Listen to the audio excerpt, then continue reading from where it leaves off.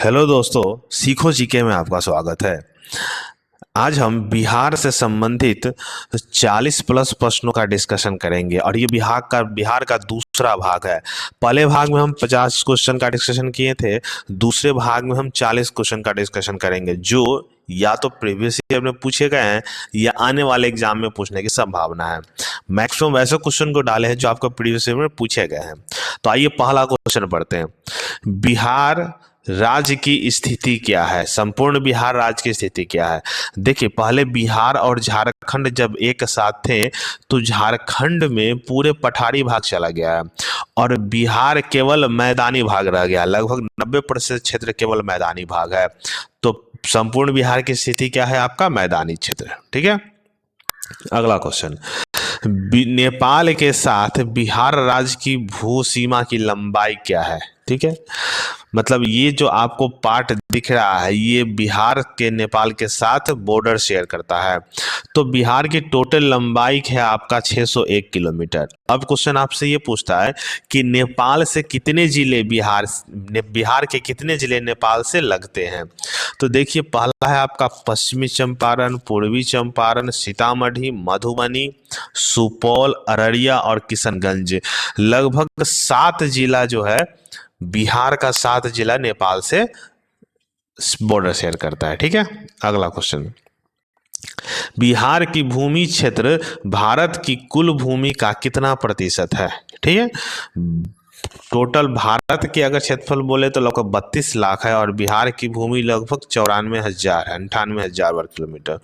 तो ये कुल का 2.86% भूमि शेयर करता है। ठीक है, 2.86%। अगला क्वेश्चन।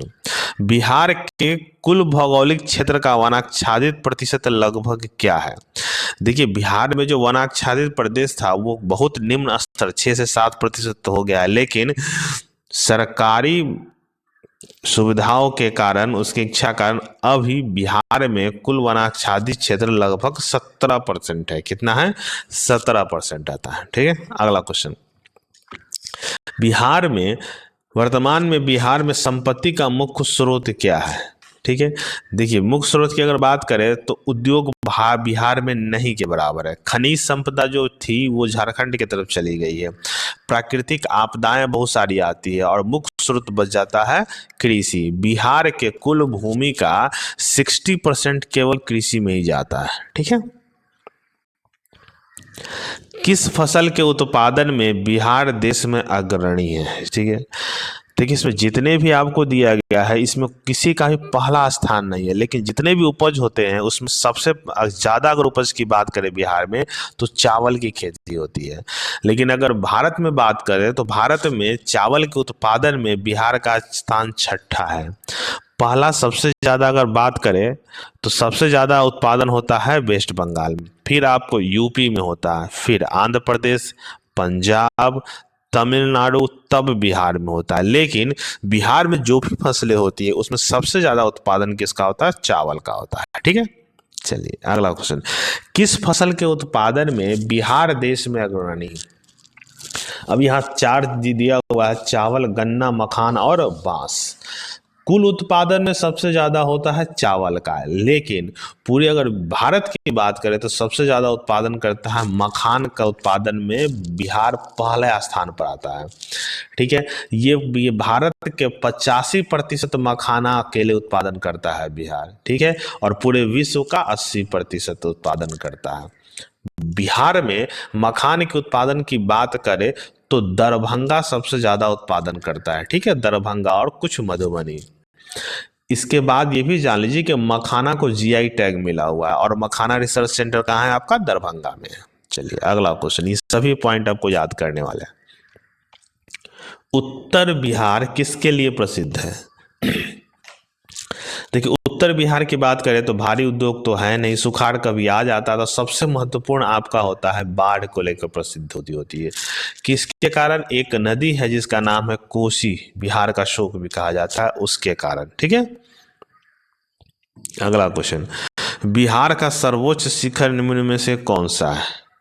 ठीक है, अब बिहार के सर्वोच्च शिखर की बात करें तो हिमालय की एक श्रृंखला है जिसका नाम है शिवालिक, उसका एक्सटेंशन आपको मिलता है सोमेश्वर की पहाड़ी, और सोमेश्वर की पहाड़ी की सबसे ऊंची चोटी सोमेश्वर की चोटी, जिसकी ऊंचाई 874 मीटर है। ठीक है, 874 मीटर है। ठीक है, और ये कहाँ है? ये पश्चिम चंपारण के रामनगर प्रखंड में पड़ता है। ठीक है, ये पश्चिम चंपारण वेस्ट चंपारण के रामनगर प्रखंड में पड़ता है। तो कौन सा है आपका? सोमेश्वर की पहाड़ी। ठीक है, चलिए अगला, बिहार के सबसे ऊंचे जलप्रपात कौन सा है? सबसे ऊंचा जलप्रपात के बारे में आपसे पूछा है। तो ये आपका जलप्रपात जो दिख रहे हैं, ये जलप्रपात का नाम है आपका काकोलत जलप्रपात। ठीक है, काकोलत जलप्रपात ये है कहाँ? ये बिहार के नवादा जिला में है। कहाँ है आपका? बिहार के नवादा जिला में है। ठीक है, इसका एक महत्वपूर्ण याद रखिएगा काकोलत जलप्रपात को लेकर, यहाँ पर एक मेला लगता है जिसका नाम है विश्वा मेला। ये भी महत्वपूर्ण है, बिहार के मेला या बड़े मेले में नाम आता है विश्वा मेला, जो काकोलत जलप्रपात काकोलत में लगते हैं। बिहार के मुख्य खाद्यान्न फसलें कौन कौन सी है? ठीक है, जो आपको ऑप्शन में दिया हुआ है। पहला में है गन्ना, चाय तो होता नहीं है। दूसरा, चावल, गेहूं और मक्का संभव है। मूंगफली, कॉफी होता नहीं है। तो सही ऑप्शन क्या हो जाएगा? बी। ठीक है ना, 11 का मुख्य खाद्यान्न फसलें आपका चावल, गेहूं और मक्का। बिहार में केला उत्पादन की प्रसिद्ध क्षेत्र है। देखिए, बिहार में केला का उत्पादन बहुत सारे जिले में होते हैं, जिसमें पूर्णिया में भी बहुत, सुपौल में भी बहुत ज़्यादा केला होता है। लेकिन अगर प्रसिद्धि की बात करें तो सबसे ज़्यादा प्रसिद्धि हमको मिला है हाजीपुर का केला। ठीक है, और हाजीपुर के केले में भी एक केला का नाम है जिसका नाम है चिनिया केला, जिसको जीआई टैग मिला हुआ, याद रखिएगा ये चिनिया केला है। तो हाजीपुर केले के लिए प्रसिद्ध है। ठीक है, अगला क्वेश्चन, बिहार में डालमिया नगर किसके लिए प्रसिद्ध है? डालमिया नगर के बारे में आपसे पूछ रहा है। तो देखिए, बिहार में डालमिया नगर जो है चमड़ा उद्योग के लिए प्रसिद्ध है। किसके लिए? चमड़ा उद्योग के लिए प्रसिद्ध है। अच्छा, ये कौन सा जिले में आता है? ये रोहतास जिले में आता है। ठीक है, और किस नदी किनारे? ये सोन नदी के किनारे है। ठीक है, याद रखिएगा, सोन नदी के किनारे। चलिए, चमड़ा उद्योग के लिए डालमिया नगर। बिहार में भांगर मिट्टी मिलती है। देखिए, भांगर मिट्टी के बारे में, तो भांगर मिट्टी सबसे पहले जाने कि भांगर मिट्टी है क्या। देखिए, भांगर मिट्टी को हम पुरानी जलोढ़ मिट्टी भी बोल देते हैं। ठीक है, ये होता क्या है कि ये नदी के तल की मिट्टी होती है ना, और बाढ़ के मैदान से ये ऊंचे सीढ़ीनुमा संरचना बना लेती है, और सबसे किनारे में उसको हम भांगर बोलते हैं। उसके पसट में खांदर होता है, और ये आपका नदी का क्षेत्र है। तो बिहार में ये कहाँ मिलता है? तो ये पूर्णिया, सहरसा, दरभंगा, मुजफ्फरपुर के क्षेत्र में मिलता है। ठीक है, चलिए अगला क्वेश्चन, निम्न में से किस नगर में जापानियों ने विश्व शांति स्तूप का निर्माण कराया था? ठीक है, विश्व शांति स्तूप का। तो अगर हम बात करें विश्व शांति स्तूप, आप देख सकते हैं इसका निर्माण जापानियों ने राजगीर में कराया था। ठीक है, राजगीर में। कहाँ पर? ये रत्नागिरी पर्वत पर, रत्नागिरी पर्वत पर। ठीक है, अच्छा चलिए, बना कब था? ये 1969 में। ठीक है, बना कब था? 1969 में। अब जो आप प्रारूप देखते हैं ये रिनोवेट किया गया था, कब था? 1992 ईस्वी में। ठीक है, लेकिन बना कब था? 1969 ईस्वी में। बिहार में बहने वाली नदियों में किसका उद्गम स्थल अमरकंटक में है? ठीक है, देखिए, अमरकंटक पहाड़ी की बात करें तो ये मध्य प्रदेश में है। इससे मुख्य 3 नदी निकलती है, जिसको हम पढ़ते हैं सोनम, सो, न और म। सो से सोनम उत्तर की तरफ, नर्मदा आपको पश्चिम की तरफ, महानदी आपको पूरब की तरफ। ठीक है, तो अगर बिहार की अगर बात करें तो कौन सी नदी होती है? सोन नदी। ठीक है, और ये एकमात्र ये ऐसी नदी है जो दक्षिण से उत्तर की तरफ बहती है। ठीक है, याद रखिएगा, बिहार की कौन सी नदी है जो दक्षिण से उत्तर की तरफ बढ़ती है? सोन नदी। सोनम, सोन, नर्मदा और महानदी।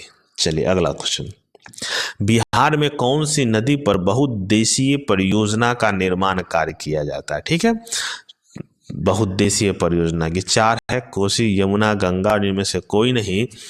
ये सबसे महत्वपूर्ण इसलिए है कि ये कोसी को बिहार का शोक भी कहा जाता है, तो किस नदी पर है? ये कोसी नदी।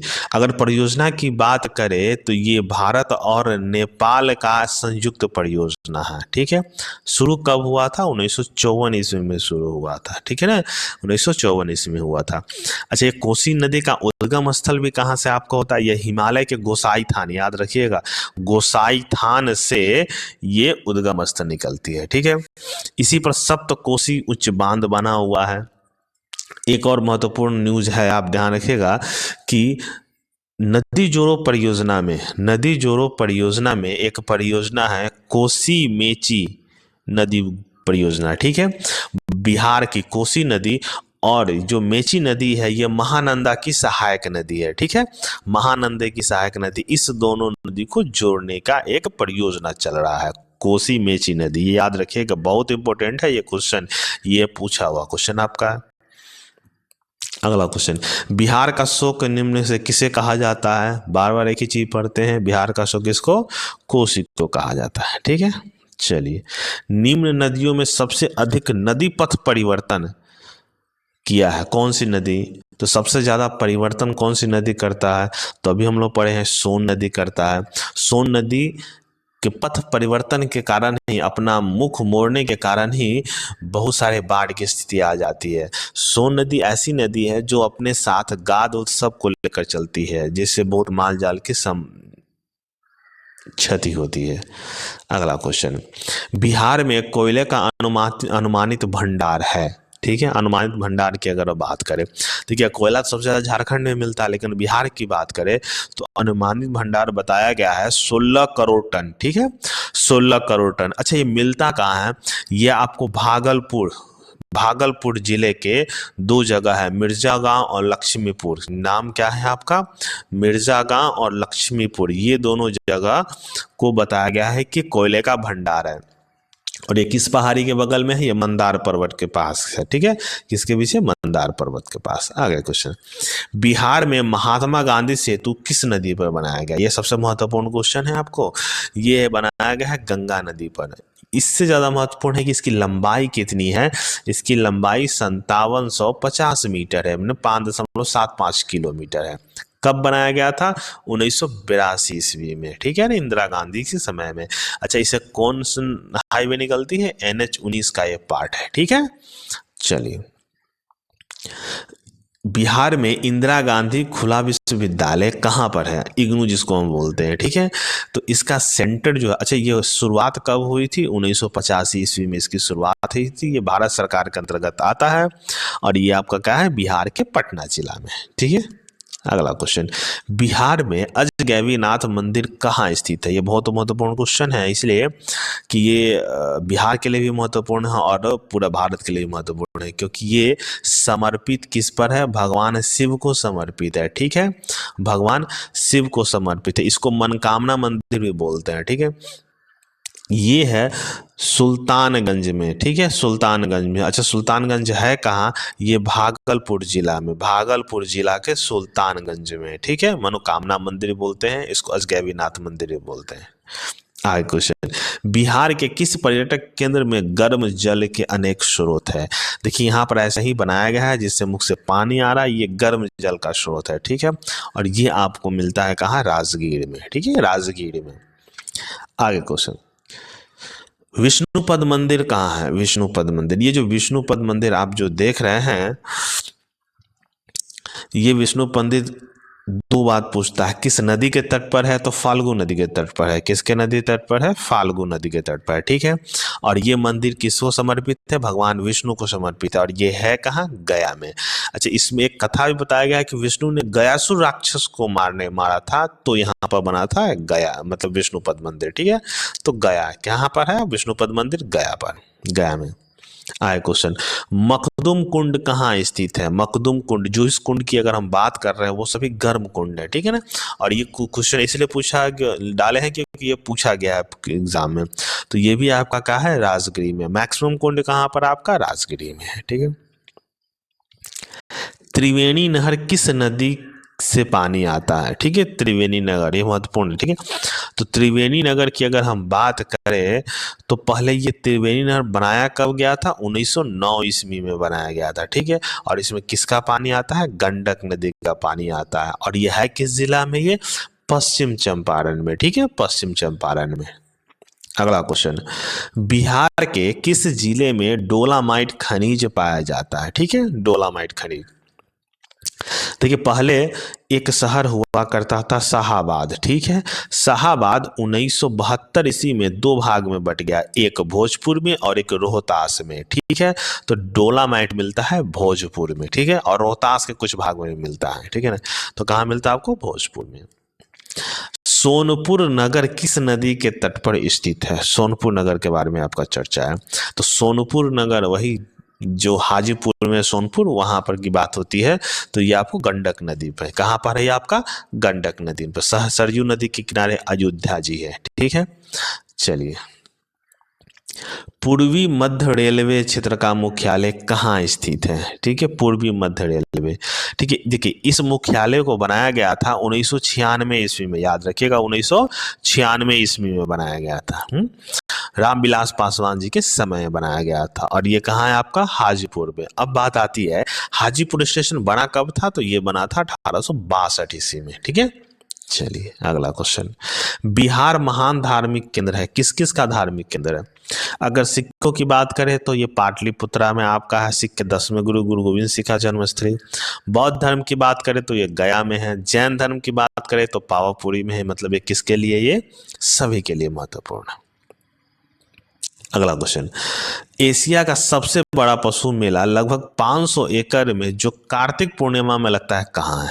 ठीक है, ये आप देख सकते हैं विश्व एशिया का सबसे बड़ा मेला, या विश्व का भी कह सकते हैं, ये सबसे बड़ा पशु मेला है, ठीक है। और ये लगता है आपका सोनपुर में। इस सोनपुर मेला को अलग अलग नाम से भी जानते हैं। इसको हरिहर क्षेत्र का मेला भी बोलते हैं क्योंकि यहाँ पर हरिहर भगवान की पूजा होती है।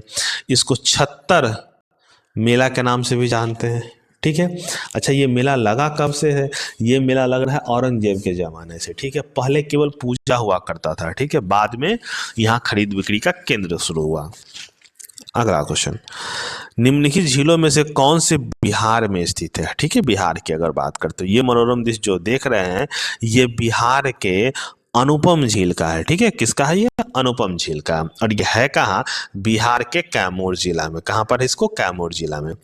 एक महत्वपूर्ण क्वेश्चन है कि इस अनुपम झील को और किसी नाम से भी जानते हैं जिसका नाम है तेलहर जलप्रपात, ठीक है। क्या नाम जानते हैं? तेलहर जलप्रपात, ठीक है।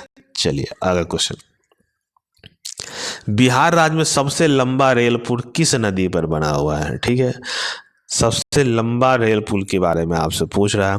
तो सबसे लंबा रेल पुल आप देख सकते हैं ऑन सोन नाम से ही है, ये सोन नदी पर बना हुआ है। किस नदी पर बना हुआ है? ये सोन नदी पर बना हुआ है, ठीक है। और इसका नाम क्या है? इसका नाम है नेहरू सेतु, ठीक है। इसका नाम क्या है? नेहरू सेतु, ठीक है। नेहरू सेतु आप नाम देख सकते हैं, नेहरू सेतु। सबसे लंबा रेल पुल बिहार राज्य का किस नदी पर है? सोन नदी पर है। विक्रमशिला विश्वविद्यालय की स्थापना निम्न में से किसने किया था? विक्रमशिला, देखिए विक्रमशिला जो है इसका निर्माण कब हुआ था? 8वीं शताब्दी में हुआ था। ये एक बौद्ध मठ था, ठीक है। ये एक बौद्ध मठ था। ये है कहाँ? ये भागलपुर जिला में है, ठीक है। इसको बनाया किसने था? इसको धर्मपाल जी ने बनाया था, ठीक है। और इसको नष्ट किसने किया था? एक आतताई था जिसका नाम था बख्तियार खिलजी, ठीक है। एक बार क्वेश्चन पूछा ये है कि ये किस गांव में बढ़ता है? ठीक है, ठीक किस गांव में है? तो ये है अंतिचक गांव में। याद रखिएगा विक्रमशिला जो है, जो अवशेष है वो अंतिचक गांव में है, ठीक है। अगला क्वेश्चन, राजेंद्र कृषि विश्वविद्यालय कहाँ पर स्थित है? ये जो बहुत महत्वपूर्ण है, ठीक है। राजेंद्र कृषि विश्वविद्यालय कहाँ पर स्थित है? ठीक है, इसी का एक एक्सटेंशन दिल्ली में है जिसको हम बोलते हैं पूसा कैंप्स, ठीक है। तो ये आपको है समस्तीपुर के पूसा में है, ठीक है। अब बात आती है बना कब था? ये 1905 ईस्वी में बना था। इसको बनाया किसने था? इसको लॉर्ड कर्जन ने इसकी शुरुआत की थी, ठीक है। लॉर्ड कर्जन 1905 ईस्वी में की थी, ठीक है। बाद में इसके कार्य की समाप्ति किसके किया था? लॉर्ड मिंटो ने किया था, ठीक है। ये बिहार का एकमात्र किसी विश्वविद्यालय है जो MBA की डिग्री देती है, ठीक है, कृषि के क्षेत्र में। बिहार में मगध विश्वविद्यालय कहाँ स्थित है? मगध विश्वविद्यालय की अगर हम बात करें तो इसको ये बना कब था, इसको बनाया कब गया था, 1962 ईस्वी में बनाया गया था। और इसके फाउंडर मेंबर के नाम क्या था, सत्येंद्र नारायण सिन्हा के सहयोग से बना था। ठीक है, सत्येंद्र नारायण सिन्हा के सहयोग से। और ये है कहाँ, ये आपको बोधगया में है। ठीक है, मगध विश्वविद्यालय। अगला क्वेश्चन, 2011 के जनगणना के अनुसार बिहार राज्य की जनसंख्या के अनुसार देश में कौन सा स्थान है। देखिए बिहार, अगर 2011 की अगर बात करें तो बिहार की जनसंख्या 10,40,00,000 थी। ठीक है, और इसमें बिहार भारत में कौन सा स्थान था, तीसरा स्थान। अगर पहले स्थान की बात करें तो उत्तर प्रदेश, दूसरे स्थान की बात करें तो पश्चिम बंगाल, तीसरे स्थान पर कौन आता है, बिहार। ठीक है, अगला क्वेश्चन, जनगणना के अनुसार बिहार की साक्षरता दर क्या है। ठीक है, देखिए अगर बिहार की साक्षरता दर की अगर हम बात करें तो बिहार में साक्षरता दर क्या है, 61.80। इसमें दो भाग आता है। अगर हम पुरुषों की बात करें तो वो 73% है, अगर हम महिलाओं की बात करें तो वो 53% है। याद रखिएगा, लगभग 73 और 53%। ठीक है, लेकिन अगर ओवरऑल बात करें तो बिहार की साक्षरता 61% है। बिहार का कौन सा जिला पश्चिम बंगाल की सीमा को छूता है। ठीक है, पश्चिम बंगाल की सीमा को छूता है। देखिए ये तीन आपका जिला है, आपको देख सकते हैं, एक किशनगंज है, एक पूर्णिया है और एक कटिहार है। तीन जिला आपको दिया गया है जो बंगाल से लगता है। ठीक है, बंगाल से लगता है। अच्छा, इसमें एक और क्वेश्चन आता है कि कौन सा जिला है जो बिहार और बंगाल दोनों से सटा हुआ, नेपाल और पश्चिम बंगाल दोनों से सटा हुआ है। तो याद रखिए यहाँ पर किशनगंज, ये कॉर्नर पर देख रहे हैं, किशनगंज जो नेपाल से भी सटा हुआ है और पश्चिम बंगाल से भी सटा हुआ है। ठीक है, चलिए अगला क्वेश्चन, कौन सा जिला नेपाल और पश्चिम बंगाल की सीमा से साझा करती है। तो ये आपका कौन सा है, आपका किशनगंज। ठीक है, अभी हम लोग पढ़े किशनगंज। बिहार में जनसंख्या के अनुसार तीसरा और क्षेत्रफल के अनुसार 12वां राज्य कौन है। तो अभी हम लोग पढ़े कौन सा, बिहार। ठीक है ना। बिहार का वह जिला कौन सा है जहां महिलाओं की संख्या पुरुषों से अधिक है। ठीक है, तो अगर हम बात करें तो एक जिला है जो केवल एकमात्र जिला है, गोपालगंज, जहां 1000 पुरुष पर महिलाओं की संख्या 1021 है। ठीक है, यह महत्वपूर्ण है। ठीक है, बिहार की राजधानी पटना को कितने जिले स्पर्श करते हैं, ये वही पूछा हुआ क्वेश्चन है। तो आइए हम देखते हैं, ये हमारा प्यारा पटना है, इससे जुड़ा हुआ एक भोजपुर है, एक अरवल है, एक जहानाबाद है, एक नालंदा है, लखीसराय है, बेगूसराय है, समस्तीपुर है, वैशाली है, सारण है।